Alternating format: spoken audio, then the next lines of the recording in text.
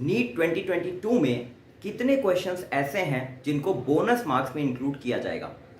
नमस्कार बच्चों, मेरा नाम है प्रतीक सिंह, आप देख रहे हैं नीट शास्त्र। बात करते हैं कि नीट 2022 का जो अभी आपका पेपर हुआ है संडे को, उसमें से कितने ऐसे क्वेश्चंस हैं जो बोनस मार्क्स की कैटेगरी में जाने वाले हैं। बच्चों, पहली बात तो आपको ये जानना पड़ेगा एनटीए के इतिहास के बारे में, या नीट का जो भी पेपर हुआ है उसके अगर हिस्ट्री को आप देखें तो 2018 से लेके 2021 तक में किसी भी ऐसा क्वेश्चन था कंट्रोवर्शियल हो या जिसमें दो ऑप्शन गलत आ रहे थे, दो ऑप्शन सही आ रहे थे, कोई भी ऐसा क्वेश्चन था जो कंट्रोवर्सी के लायक था, जिसको बोनस कर देना चाहिए था एनटीए को या नीट के अथॉरिटी को, उसने ऐसा नहीं किया। 2018 में दो क्वेश्चंस में थी ऐसी कंट्रोवर्सी जिसको बोनस में इंक्लूड नहीं किया गया। एनटीए के आंसर की आई, एक आंसर दिया हुआ था और उसको फाइनल आंसर की मान लिया गया। 2019 में तीन क्वेश्चंस ऐसे थे जिनको बोनस में इंक्लूड करना था बट एनटीए ने नहीं किया। 2020 में दो ऐसे क्वेश्चंस थे, 2021 में भी बच्चों दो ऐसे क्वेश्चंस थे, और 2022 की बात करें तो तीन ऐसे क्वेश्चंस अभी तक में सामने आए हैं जिनको बोनस मार्क्स में इंक्लूड करना चाहिए। बात करते हैं कौन से वो तीन क्वेश्चन थे। पहला क्वेश्चन आपका था फिजिक्स में सेक्शन ए का एक क्वेश्चन था, जिसमें आपको वो क्वेश्चन था मॉडर्न फिजिक्स का, जिसमें फोटो इलेक्ट्रिक इफेक्ट के बेसिस पर आपसे क्वेश्चन पूछा गया था। बच्चों, उसमें जो क्वेश्चन था, प्रॉब्लम ये था कि जो स्टॉपिंग पोटेंशियल है उसको रिवर्स करके देना चाहिए था फ्रीक्वेंसी के बेसिस पे। अगर आप उस क्वेश्चन को सॉल्व करना चाहोगे गिवन डेटा के बेसिस पे तो आप आंसर नहीं निकाल पाओगे। ठीक है, आप आंसर नहीं निकाल सकते, तो वो ऑप्शन जो है वो क्वेश्चन में ही प्रॉब्लम है। अगर ऐसा होता कि ऑप्शंस जो हैं, ठीक है, उनमें से कोई आंसर मैच नहीं करता या इसका आंसर यहाँ पे फर्स्ट का सेकंड, सेकंड का फर्स्ट होता, तो उसको हम निकाल सकते थे या एनटीए उसको ऐसा बोल सकता था कि नहीं आप अपने हिसाब से कर लेते। बट यहाँ पे क्वेश्चन में ही प्रॉब्लम थी और उस क्वेश्चन को सॉल्व करने पे आप कोई भी आंसर डिड्यूस नहीं कर सकते, तो उस क्वेश्चन को जरूर से एनटीए को बोनस मार्क्स पे इंक्लूड करना चाहिए। दूसरे क्वेश्चन की बात करें तो केमिस्ट्री में सेक्शन बी का एक क्वेश्चन था, ई नॉट सेल, इलेक्ट्रोकेमिस्ट्री का क्वेश्चन था, जहां पे ई नॉट सेल दिया हुआ था 10.5 वोल्ट। 10.5 वोल्ट किसी सेल का ई नॉट, इतना ज्यादा हाई वैल्यू बेटा पॉसिबल ही नहीं है। जो एग्जैक्ट होना चाहिए था वो होना चाहिए था 1.05 वोल्ट। यहां पे भी क्वेश्चन में प्रॉब्लम थी, बट क्योंकि ये सेक्शन बी का क्वेश्चन था, ठीक है, तो हो सकता है एनटीए को बोनस में ना इंक्लूड करे।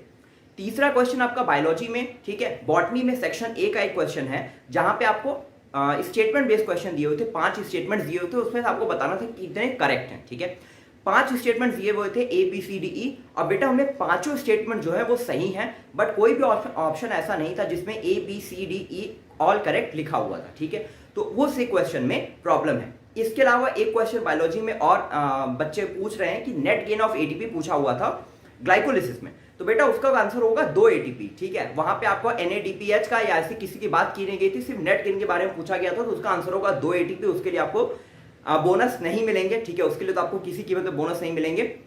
साथ ही में बोनस मार्क्स अगर आपको चाहिए, ठीक है, या अगर आप बोनस मार्क्स क्लेम कर रहे हो या आप चाहते हो कि एनटीए की तरफ से आपको बोनस मार्क्स मिले, तो बोनस मार्क्स का एक रूल होता है। ठीक है, ये रूल होता है कि बेटा बोनस सिर्फ उसी को अलॉट किया जाता है या उसी को अवार्ड किया जाता है बोनस मार्क्स जिसने उस क्वेश्चन को अटेम्प्ट किया है।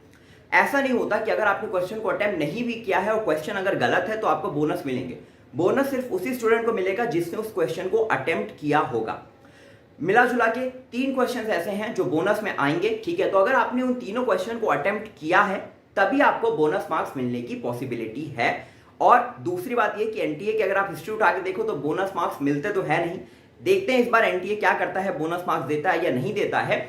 बाकी चीजें बेटा, अगर देखो बोनस मिलता है तो सबको मिलेगा, नहीं मिलता तो किसी को नहीं मिलेगा। ठीक है, तो इसके बारे में जो भी होगा सबके लिए वो बराबर ही होगा। ठीक है, ऐसा तो है नहीं किसी बच्चे को बोनस मिलेगा किसी को नहीं मिलेगा।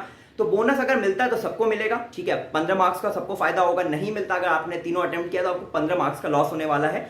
तो देखते हैं जो भी होगा सबके लिए बराबर ही होगा। अगर एनटीए एक्सेप्ट करता है अपनी गलती को तो आपको बोनस मिलेगा, नहीं एक्सेप्ट करता तो आपको बोनस नहीं मिलेगा।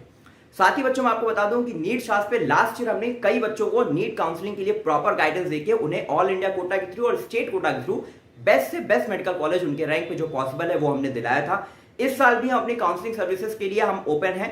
आप जो स्क्रीन पे नंबर दिखा हुआ आप उस पर कॉल कर सकते हैं, व्हाट्सएप कर सकते हैं और हमारी काउंसलिंग सर्विसेज के बारे में समझ सकते हैं कि किस तरीके से हम बच्चों को गाइड करते हैं काउंसलिंग के लिए। बच्चों, एक चीज आपको समझना है कि काउंसलिंग जोन क्या होता है। काउंसलिंग जोन वो होता है कि जिस रैंक में या किस मार्क्स के बेसिस पे आपको अपनी काउंसलिंग करवानी चाहिए या नहीं करवानी चाहिए। तो बेटा जो भी आपकी लास्ट ईयर के आपके स्टेट की कट ऑफ गई थी आपके पर्टिकुलर कैटेगरी में, या ऑल इंडिया में आपके कट ऑफ जो गई थी आपकी पर्टिकुलर कैटेगरी में, अगर आप उस मार्क्स से +20 या -20 के रेंज में हो, अगर मैं बोलता हूँ -20 के रेंज में भी हो, लास्ट लेट से अगर ऑल इंडिया की cut off last year 606 marks गई थी ऑल इंडिया कोटा के लिए जनरल कैटेगरी के लिए, तो अगर किसी बच्चे के मार्क्स मैं कहता हूं अगर 596 है या 586 भी हैं तो उसको ऑल इंडिया काउंसलिंग के लिए करवाना चाहिए। अगर उसको कॉलेज अलॉट हो जाता है लेट से अगर स्टे वैकेंसी राउंड तक या मॉपअप राउंड सेकंड तक या सुपर स्टे राउंड तक, अच्छी बात है। नहीं होता तो आप एक बार काउंसलिंग करवा के आप पूरा प्रोसेस समझ सकते हो, तो आप काउंसलिंग में जरूर अपीयर करो। और मैं ये नहीं बोलता कि आप हमारे थ्रू काउंसलिंग करवाओ, आप खुद भी काउंसलिंग कर सकते हो, आप खुद डेटा ले सकते हो, दूसरे किसी के पास जा सकते हो, आप जिसके पास कन्वीनियंट हो, बट आप काउंसलिंग में जरूर अपीयर करें। ठीक है, all the best, thank you so much.